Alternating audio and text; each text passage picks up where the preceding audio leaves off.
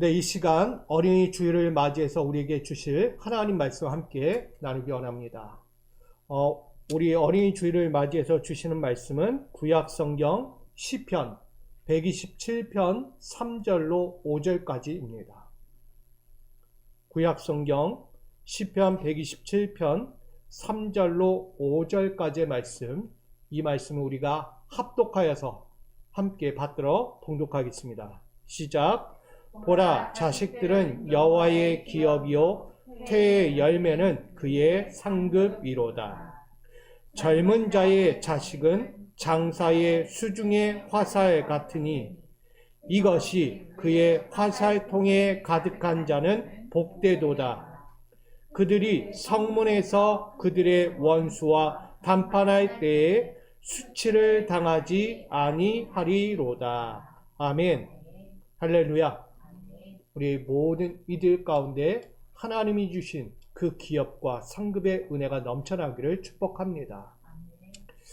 오늘 어린이 주일을 맞이해서 저는 오늘 자녀는 여호와의 기업이며 상급입니다 라는 제목으로 함께 은혜를 나누려고 합니다. 먼저는 우리 모두에게 소중함을 깨닫는 신앙생활 되기를 부탁드립니다. 모든 인생이요 소중한 거예요. 순간순간이 다 소중합니다. 특별히 우리 자녀는요 더더욱 소중합니다. 우리 앞으로의 미래이기 때문입니다. 내 인생의 미래가 아니고요 하나님 나라의 인생의 미래입니다.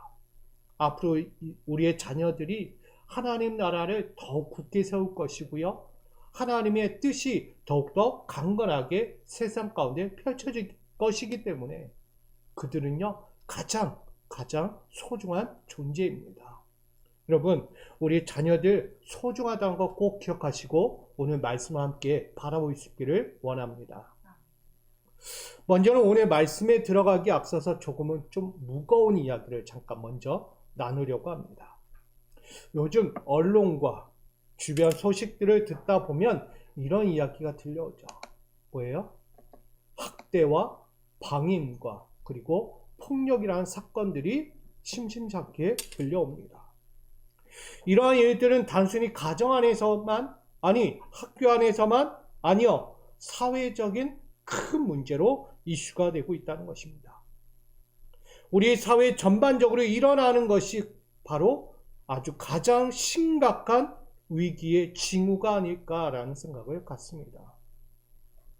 주변에서 일어나는 것들이에요. 학대와 방임과 폭력적인 사건들. 최근에도요, 저희 송도 안에도 이런 일이 있었죠. 미수에 거쳤지만,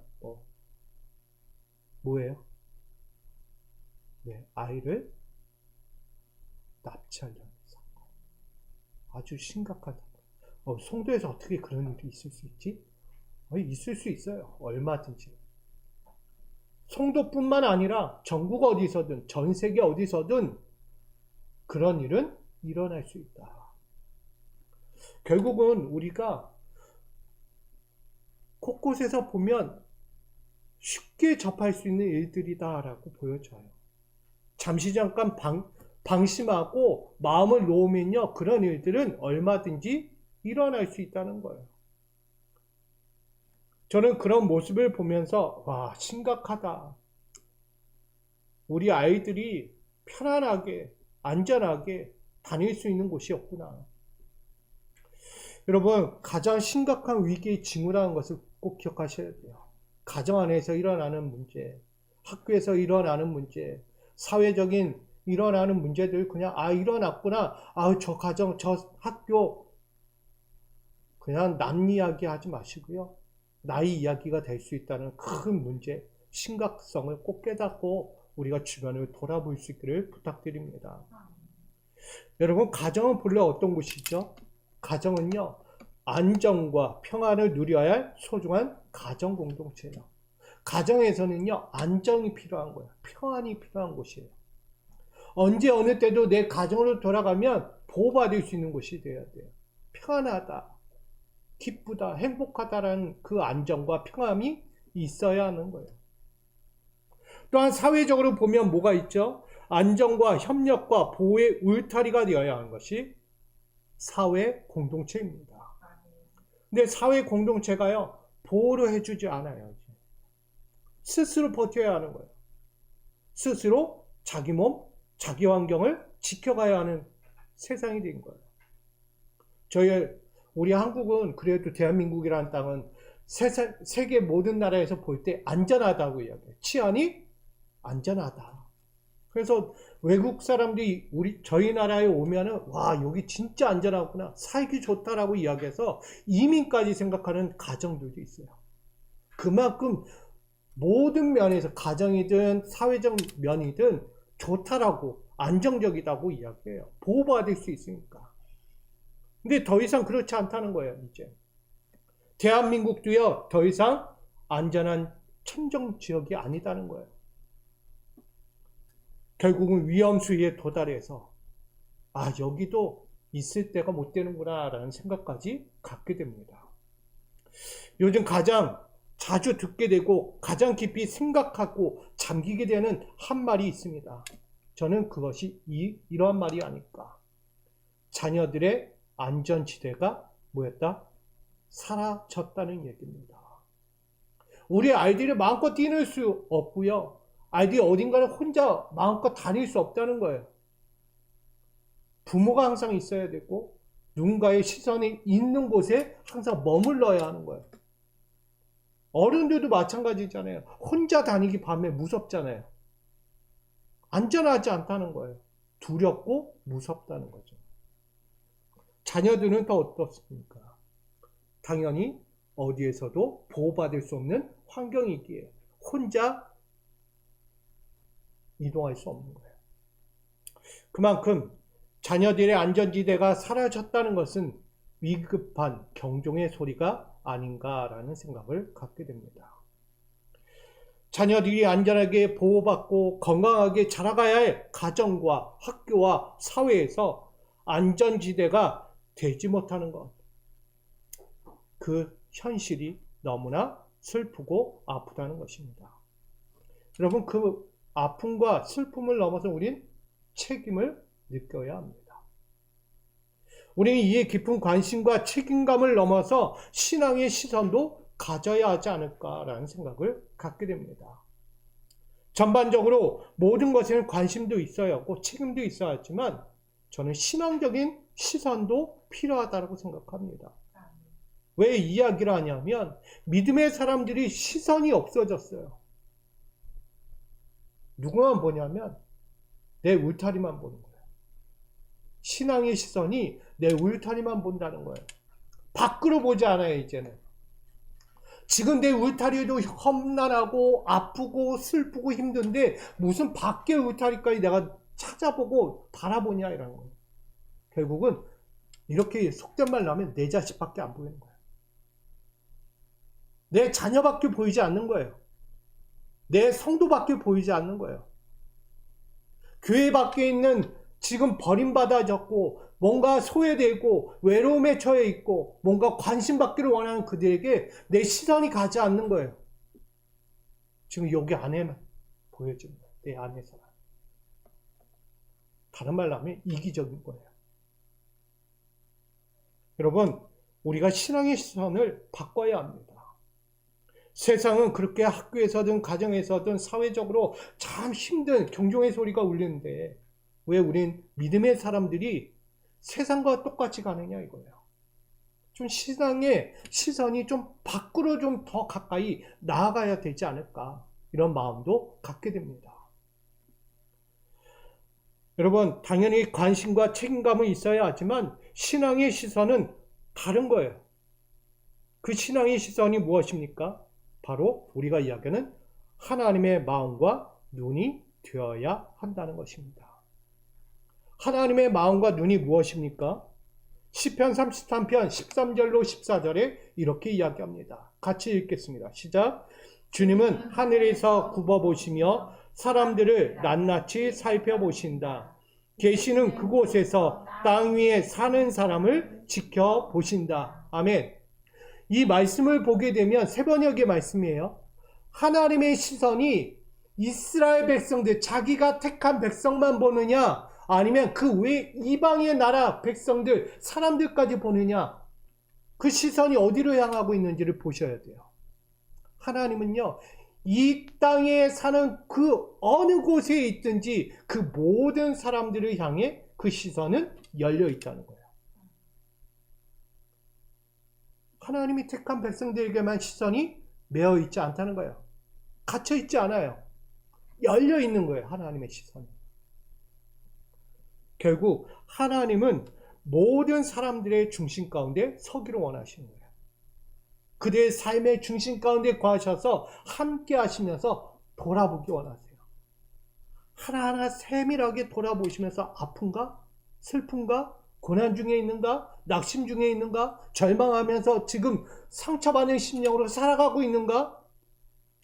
그 모든 삶에 사사치 그냥 살펴보고 계신 거예요. 결국 뭐 하시기 위해서? 그들의 인생이 평안하고 안전하기 위해서. 여러분, 하나님의 마음, 하나님의 생각, 하나님의 위도와 행동을 볼 수 있어야 합니다. 하나님은 환난과 시련들로 실망하는 사람들을 향해서요, 항상 관심 갖고 있고요, 항상 동행하시고요, 항상 도우시기 위해서 무엇 하시는가? 귀를 열고 계시다는 것입니다. 그리고 슬픔과 고통들로 벌거벗겨지고 절망과 낙심 중에 빠져가는 사람들을 향해서 하나님은 마음을 열고 계세요. 어떻게? 깊은 이해로, 깊은 공감들로 사랑하고 자비를 베푸시며 그 적절한 공급과 도움의 때를 이루면서 우리 가운데서 불꽃 같은 두 눈을 바라보고 계시다는 것입니다. 그러니까 하나님의 눈과 하나님의 귀는요, 달라요. 우리가 생각하는 시선처럼 우리가 보여지는 것만 이야기하는 게 아니에요. 하나님은 우리가 보지 못하는 것, 내가 아직도 경험하지 않은 것까지도 하나님은 미리 보시고 미리 계획하시고 미리 앞서서 우리의 삶의 여정에 동참하고 계신 거예요. 우리는 따로 이렇게 이야기하죠. 여호와 이레라고 이야기해요. 미리 앞서 도우시는 분이에요. 예비하신 하나님이에요. 여호와 이레. 동행하시잖아요. 우리의 삶에 어떤 문제가 찾아올지 다 아시는 분이에요. 그 하나님께서 불꽃 같은 두 눈으로 뜨시고요, 귀도 쫑긋 여시고 우리의 삶에서 듣고 보고 계시다는 거예요. 이게 하나님의 시선이에요. 그렇다면 우리 믿음의 시선도 같아야 되지 않겠습니까? 아까도 이야기했지만 이기적인 시선 갖지 마십시오. 내 가정, 내 교회, 내가 아는 사람만 그 마음 갖지 마시라는 거예요. 여러분, 폭넓게 모두를 아우를 수 있는 넓은 마음, 넓은 이해와 넓은 시선을 갖는 우리 성도들 되기를 부탁드립니다. 지금 우리는요, 하나님의 마음과 눈이 되어야 합니다. 특별히 자녀들을 향하여 신앙의 시선을 가져야 합니다. 하나님의 시선이 뭘까? 자녀들 향해. 하나님의 시선은 자녀들 향할 때 그렇게 우리가 보는 시선과 달라요. 시대의 완악한 가운데서 자녀들에 대한 깊은 관심과 책임을 지니고 다시 사랑과 자비로 돌봐야 한다는 사실을 분명히 알아야 합니다. 왜 이야기를 하냐면 호세아서에 이런 말씀이 등장해요. 호세아서 11장에 보면 하나님의 마음은 그 이스라엘을 향하여 이런 마음을 갖고 있다는 거예요. 달리 먼저 이야기한다면 오늘 우리들의 가정 안에서 부모가 자녀들을 향하여 대하는 마음이 어떤가, 시선이 어떤가를 봐야 돼요. 단순히 장성해 가는 자녀, 아니 내가 돌봐야 하는 자녀로 보고 있다는 거예요. 뭔지 이해되십니까? 내가 낳았으니까 내가 키우는 자녀를 본다는 거예요. 어쩔 수 없이 끌어안고 가는 자녀라고 보는 거예요. 그럼 그건 틀린 말이에요.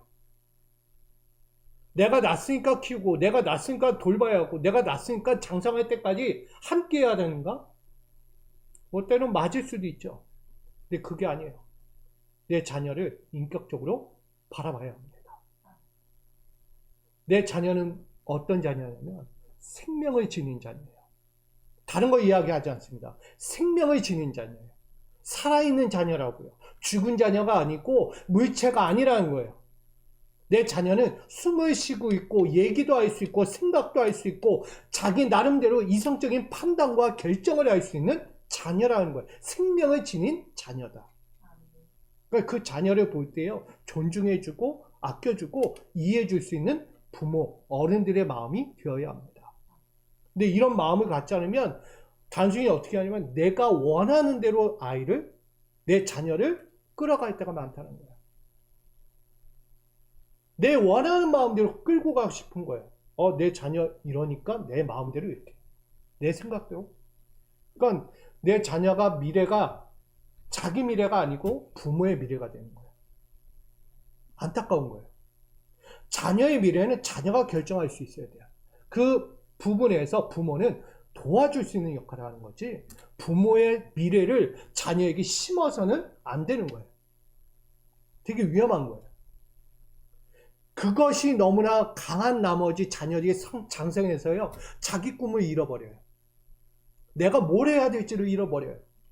나는 내 미래를 부모에 이끌려서 이 미래라고 생각하고 달려왔는데 막상 장성해서 바라보니까 내 미래가 그 미래가 아닌 거예요. 감당하지 못하고요, 내가 도저히 그 길을 갈 수 없는 길이에요. 자녀가 볼 때. 그 자녀가요, 너무 힘든 거예요. 억지로 부모 때문에 끌려온 인생인데 그 인생을 살아가려고 하니까 더 힘든 거예요. 그러니까 인생은 어때요? 다시 시작하는 거예요. 그때 가서 20대 후반에 가서 자기 인생을 다시 펼치는 거예요. 내 인생은 그게 아니에요. 부모님이 이야기하는 그 인생 아니에요 하고 막 다투는 거예요, 부모들하고.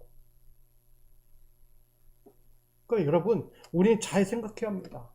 부모님이 생각하는 자녀의 인생을 스스로 만들어가게 만들어야 돼요. 자꾸 부모가 미래를 막 이렇게 바꾸고 저렇게 바꾸지 마세요. 제가 오늘 아침에 저희 큰딸을 보면서 이런 생각을 했어요. 야, 왜 얘 4학년밖에 안 되는데 왜 이렇게 큰 거야? 막 큰 애가 막 갑자기 문을 열고 나와가지고 돌아다니는 거예요. 여태까지 알고 있던, 어제까지만 알고 있던 제 첫째가 갑자기 오늘 달라 보이는 거야, 아이가. 갑자기 큰 애가 누구지? 막 이런 생각까지 드는 거예요. 이 아이를 보면서 야, 다르구나. 같은 한 울타리 안에서 자라가는 아이를 보면서도 또 다른 모습으로 발견하게 되는 거예요. 제가 왜 이야기하냐면, 제가 갖고 있는 관점, 갖고 있는 시선, 그걸로 늘 보지 말라는 거예요. 얘는 달라요. 둘째도 다르고요, 내 자녀들 다 달라요. 내가 알고 있는 게 아니라는 거예요, 부모가. 새롭게 보셔야 돼요. 우리 다 장성한 딸들이 있고 아들들이 있을 거예요. 똑같이 보지 마세요. 지금까지 내가 알고 있던 내 자녀가 내 자녀가 아니구나.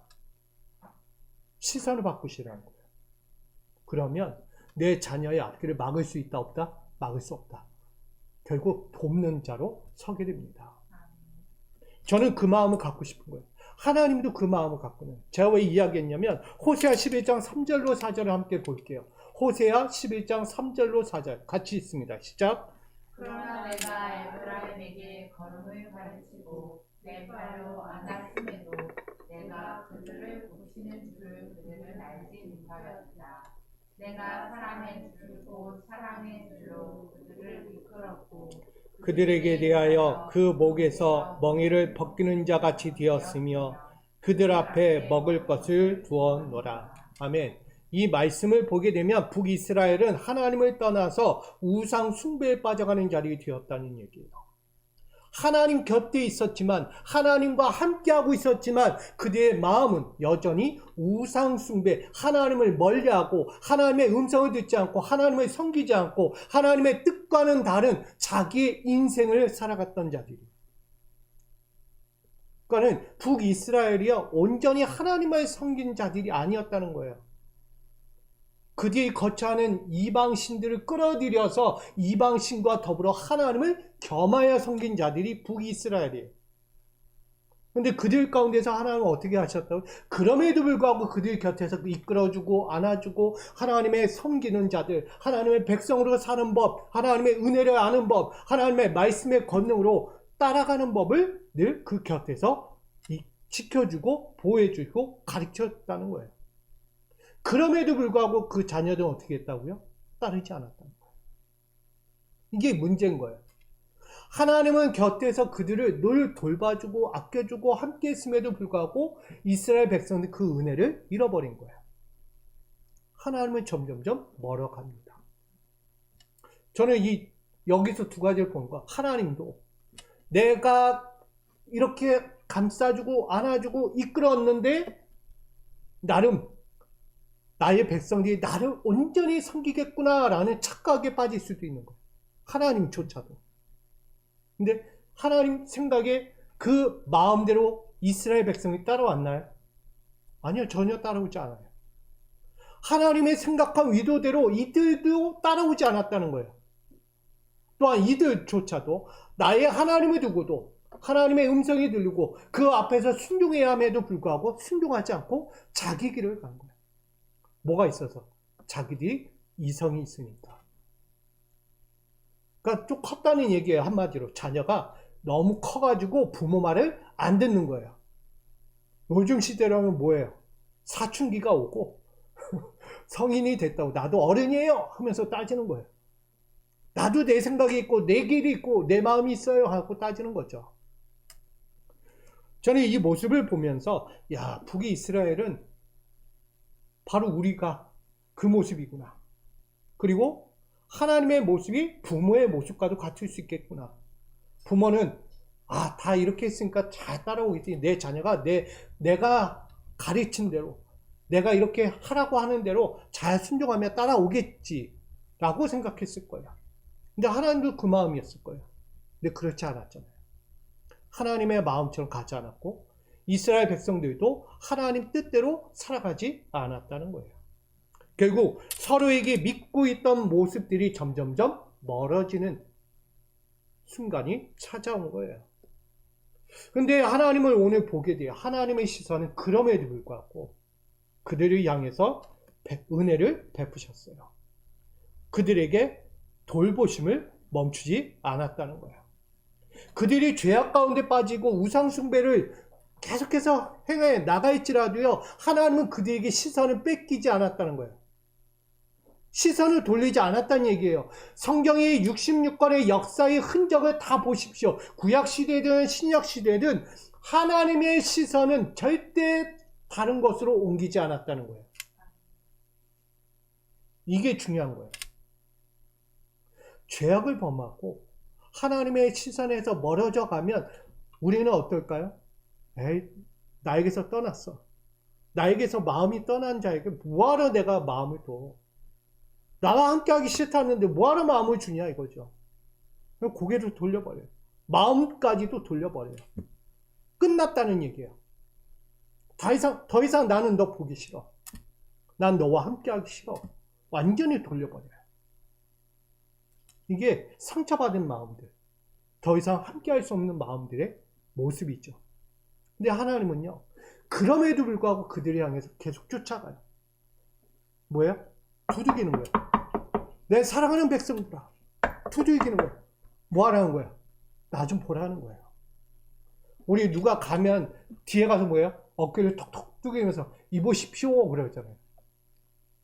뭐 하라는 거예요? 나 좀 보라는 거예요. 나 좀. 내 목소리 좀 들으십시오 라고 두들기잖아요. 어깨를.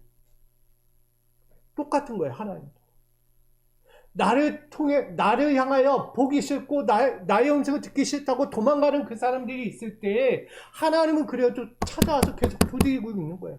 만지면서 나 좀 봐달라고, 나와 함께 하자고 그렇게 이야기하는 거예요. 그러면서도 뭐 하냐면 하나님은 그들을 향해서 계속해서 가르치기를 원해요. 깨우치기를 원하고요. 알게 하기를 원하세요. 같이 눈 맞추기를 원하세요. 시선을 맞추기 원하신다는 거예요. 그게 하나님이세요. 어떤 자라도 배은망덕한 자라도 진짜 하나님 앞에서 배은망덕한 자라도 하나님은 그를 향하여 계속해서 가르치기 원하고 깨우치기 원하고 바라보기를 원하시고 계십니다. 이게 하나님의 시선이에요. 호세에서 등장하는 북이스라엘 향하여 하나님의 시선은 계속 멈추지 않는 거예요. 하나님이 저들이 야 저런 죄를 졌어? 그렇다고 하나님께는 뭐예요?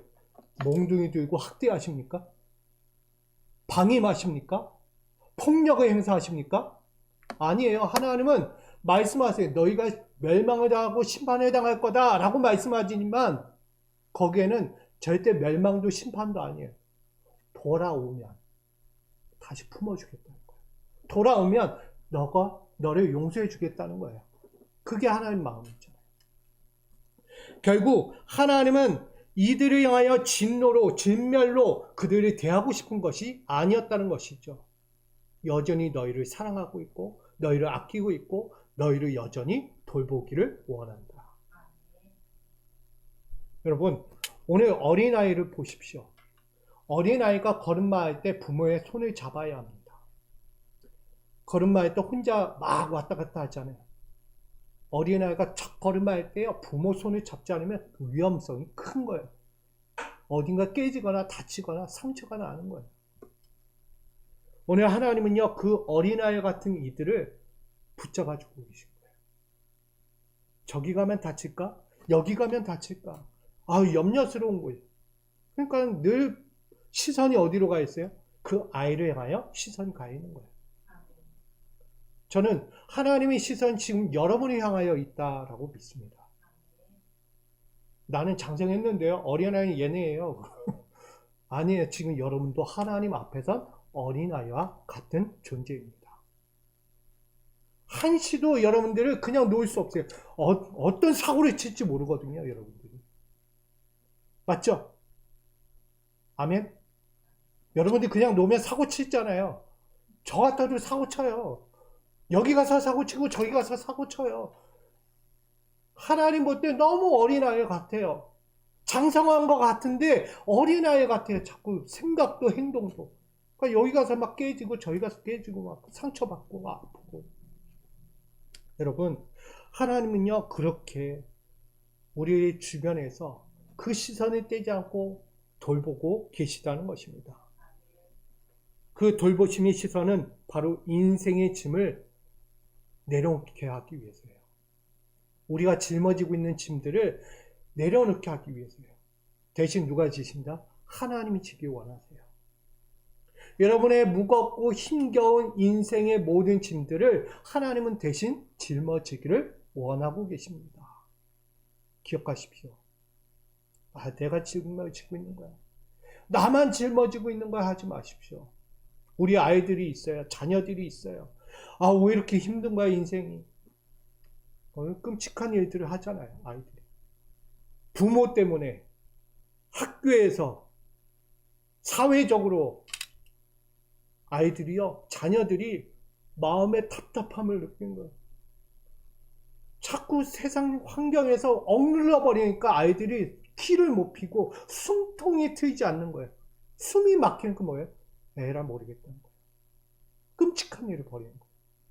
너무 안타까운 거죠. 여러분 믿음의 사람들은 신앙의 시선이 바뀌어야 돼요. 그런 아이들, 자녀들, 어른들을 이끌어야죠. 품어줘야죠. 저런다고 내버려 둡니까? 방임합니까? 절대 그러면 안 돼요. 하나님의 시선은 그런 시선이 아니라니까요. 오늘 자녀들이 북이스라엘 사람들과 같이 멀리 떠난 진노의 대상이 아닙니다. 아니 떠났다 할지라도 그렇게 해서는 안 됩니다. 다시 가르치고 다시 품에 안고 다시 사랑으로 인도해야 합니다. 그게 하나님이세요. 하나님의 시선은 그런 시선이에요. 오늘 우리들의 시선보다 더더욱 하나님의 시선은 자녀들을 사랑과 자비로 이끌고 계십니다. 그 걸음마를 떼며 함께할 때 말씀의 능력으로 가르치고 장성하는 과정 가운데 늘 안아주시고 먹여주시고 힘이 되어주시는 부모와 같은 하나님이심을 기억하시기 바랍니다. 저는 하나님의 시선이 곧 여러분의 시선이 되어야 한다라고 전하는 것입니다. 이것이 오늘 어린이 주일에 전하는 말씀이에요. 저는 우리 부모님들 새 마음을 갖기 원합니다. 어른다운 모습을 갖추라는 거예요. 그냥 장성했다고 어른이 아니고요.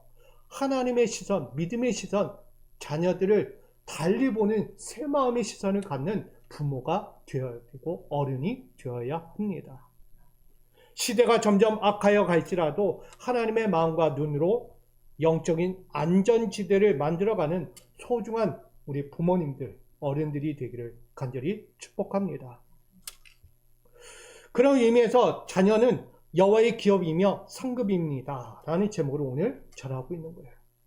그런 마음에서 두 가지를 전합니다. 첫 번째, 자녀는 소유가 아니라 뭐다? 기업입니다.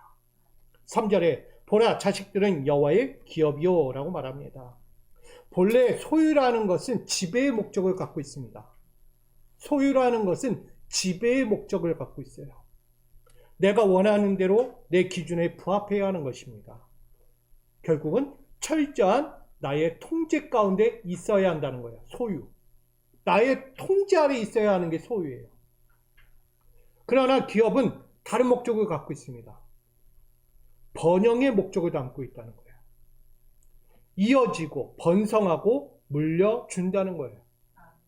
이걸 풀어서 이야기한다면 생명을 잇는 축복의 통로라고 말합니다. 기업은요, 그냥 소유만이 있는 게 아니고요, 내가 통제하는 소유가 아니고요, 기업은 번성하는 거야. 멀리 점점점 커져가는 거예요. 그것은 뭐예요? 또 나누는 거예요. 결국은 생명을 잇는 축복의 통로로서 이 기업이 세워졌다는 거예요. 누가? 자녀가. 그래서 자녀는 기업이라고 말씀하는 것입니다. 자녀는 하나님께서 맡기신 소중한 유산입니다. 아멘. 내가 낳았으니까 내 소유예요 라고 말하지 마십시오. 자녀. 내 자녀는요, 소유를 넘어 기업입니다. 하나님이 주신, 다스리고 이끌고 품어주고 안아줘야 하는 존재예요. 결국 후대에까지 가야 하는 유산과 같은 소중한 존재라는 거예요. 소중히 돌보고 키우고 하나님의 뜻대로 성장하도록 돕는 책임이 우리 부모에게 있다는 거예요. 이 자녀들요, 내 소유 안에 가두려고 하지 말라는 거예요. 통제 아래 두지 말라는 거예요. 하나님께서 우리에게 맡기신 자녀들을 귀한 생명처럼 여기라는 말씀입니다. 그래서 항상 대화할 때 생명을 존중히 여기고 축복을 받을 존재로 여기고 잘 성장할 수 있도록 돕는 양육자, 청지기가 되어야 하는 것입니다. 그게 부모의 역할이에요. 자녀는 언제나 소중하다. 이 기준이 있어야 합니다. 내 자녀를 내 소중 안에, 내 손 안에 둬야 한다라는 이 착각을 버리라는 얘기입니다. 그러므로 자녀들을 자신이 통제하고 관리하는 소유물로 여기는 것이 아니라 자녀들을 하나님께서 내게 맡기신 생명의 기업으로 여기면서 오늘도 내 신앙의 가치와 책임을 내 자녀에게 온전히 쏟을 수 있는 믿음의 부모가 되어야 하는 것입니다. 저는 우리 미소가족 부모님들, 또한 선생님들, 우리 어른들, 내 자녀들을 소유 가운데 가두지 마시고요, 기업으로 여기셔요. 내가 뭘 하나 심어도 내 자녀가 풍성하게 번성할 거다. 더 나은 것을 더 크게 될 거다. 그런 믿음으로 키울 수 있는 여러분들이 되기를 간절히 바랍니다. 두 번째로 자녀는 겸비된 미래라고 이야기합니다. 준비된 미래예요. 내 자녀는.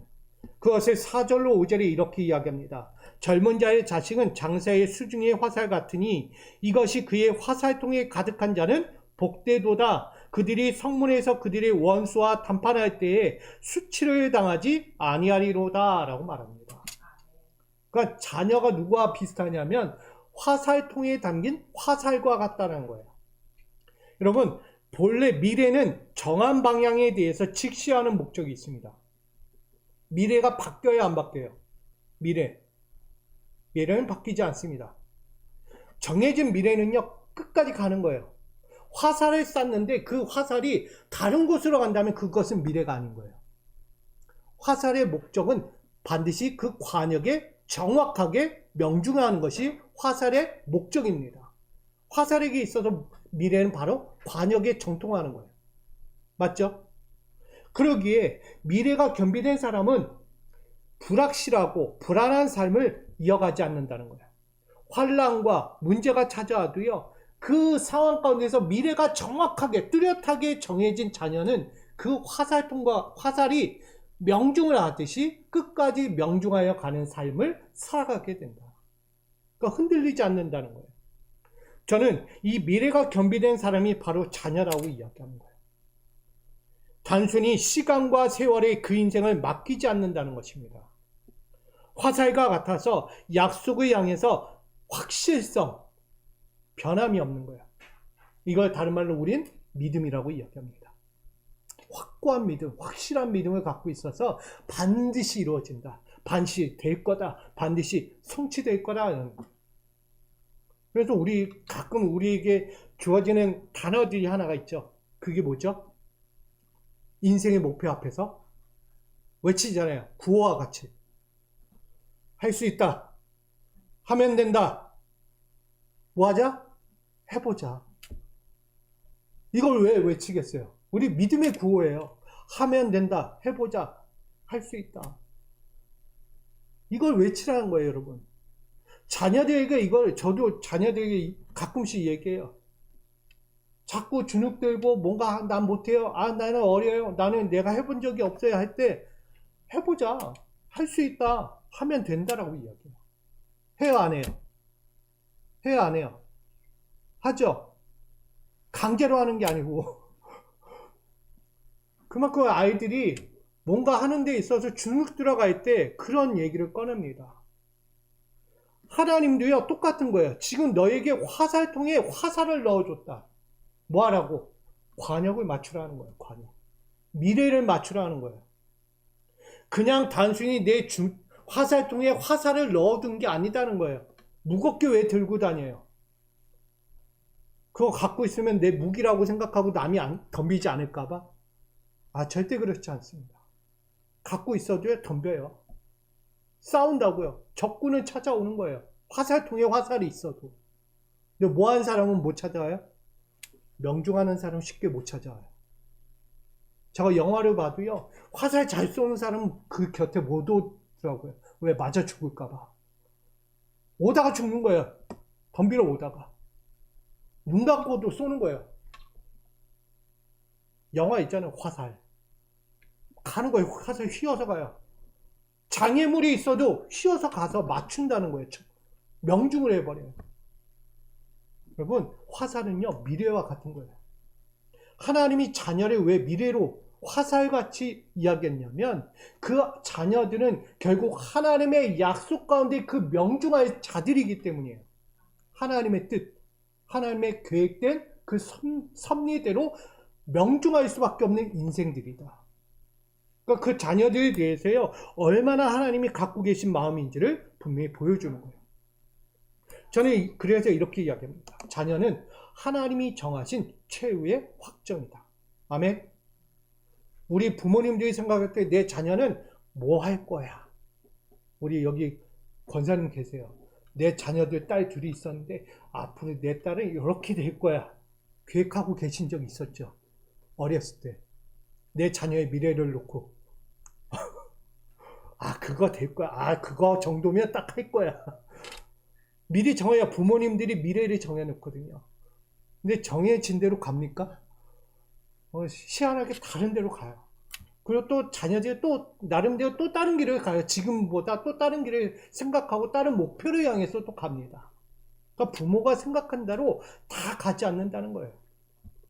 저도 자녀들이 있지만 절대 제 생각대로 가지 않습니다. 그래서 저는 이미 놨어요. 너네가 하고 싶은 대로 가라. 다만 내가 공부하는데 도움은 줄 수 있게. 그래서 제가 시험을 본다고 해요, 애들이. 너 시험 볼 때 100점 맞으라 해요, 안 해요? 할까요, 안 할까요? 저희 아이들 알아요. 무조건 하나씩 틀리라고 해요. 일부러라도 하나는 틀려라. 제가 왜 그러냐 하면 지금부터 100점 맞고 막 그렇게 가면 잘난 줄 알아요. 난 눈 감고도 100점 맞아요. 난 다 할 줄 알아요. 근데 한 번 실패하잖아요. 와르르 무너집니다. 한 번에 무너져요. 그래서 제가 처음부터 무조건 틀리라고. 너 100점 맞고 오면 가만 안 둘 거야 그래요. 먹을 거 없다 그래요. 간식. 근데 제가 이 얘기 하잖아요. 자녀들이요 100점 맞아요. 절대 하나 안 틀려요. 2개 틀려요. 그래도 100점 맞아요.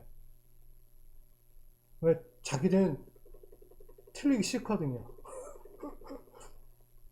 틀리기 싫어요.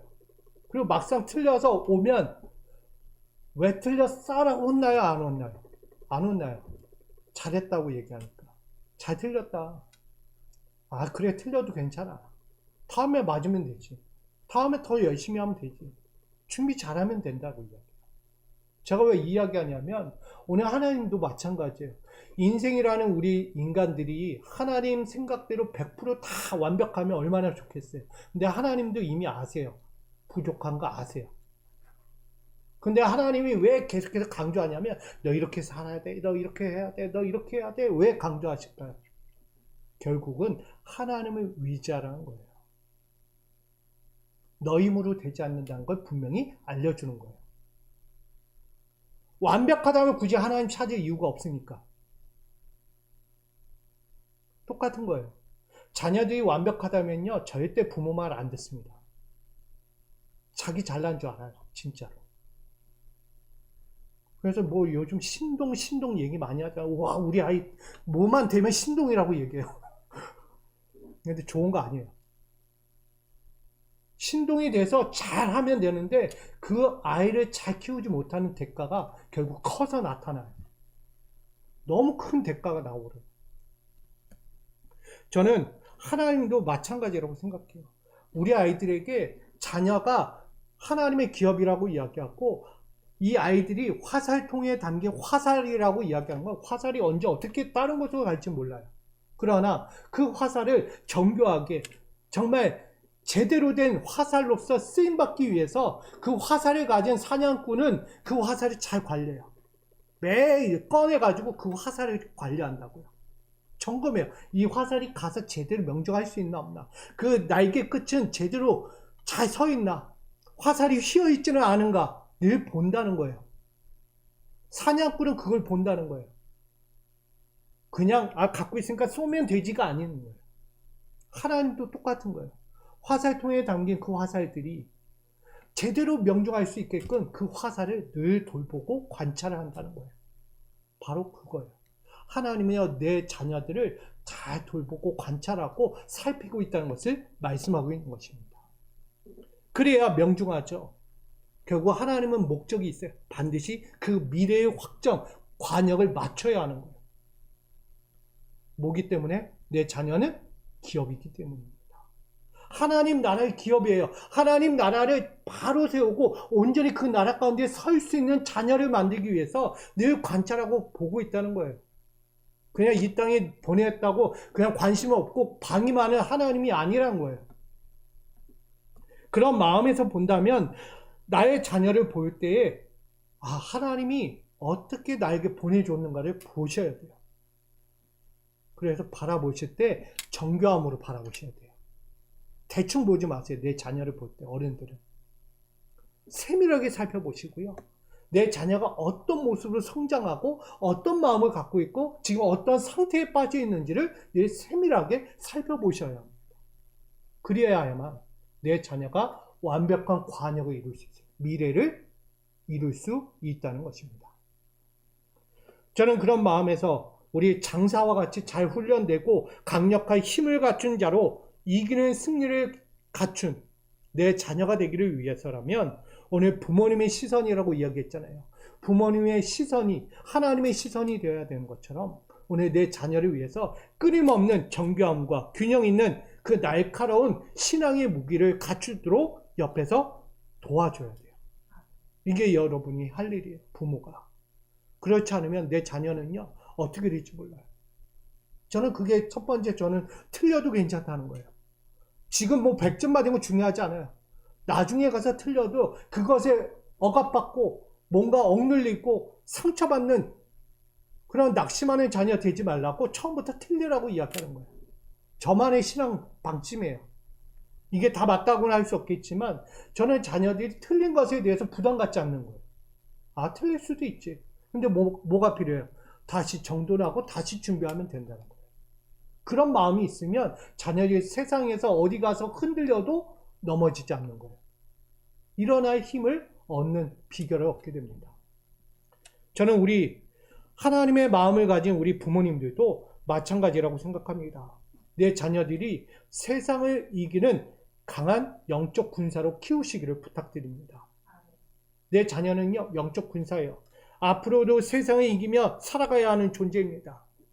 그런데 어른들이 자녀들을 바라볼 때 편견을 갖고 선입견을 갖고 바라보면 큰일 난다.